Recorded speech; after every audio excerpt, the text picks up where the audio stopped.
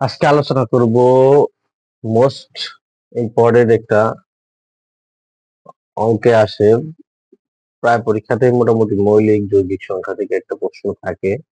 সেটা হলো এরকম একটা প্রশ্ন যে 1 থেকে 100 পর্যন্ত কতটি মৌলিক সংখ্যা আছে, বা 50 থেকে 100 পর্যন্ত মোট কতটি মৌলিক সংখ্যা আছে, অথবা 50 থেকে 60 এর মধ্যে কয়টি মৌলিক সংখ্যা আছে। এই ধরনের প্রশ্নটা। তো এটারে আমরা 1 থেকে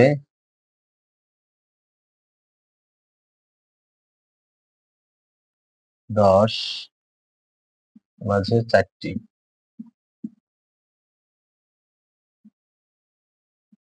থেকে 20 এর মাঝে 4টি, 21 থেকে 30 এর মাঝে 2টি, থেকে 40 2টি।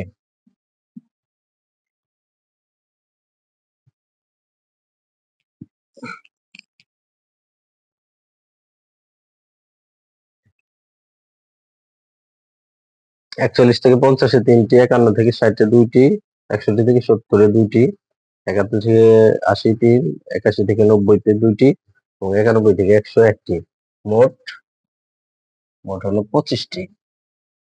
25টি মৌলিক সংখ্যা আছে 1 থেকে 100 এর মধ্যে। এটাকে আমরা সহজভাবে মনে রাখার জন্য 4 4 2 2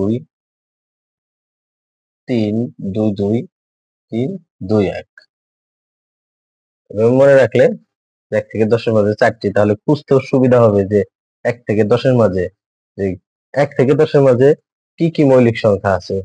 তাহলে হচ্ছে 4টা মৌলিক সংখ্যা আছে, প্রথমে আমি জানলাম, পরে আমি খুঁজে বের করতে পারবো যে 4টা মৌলিক সংখ্যা কি কি।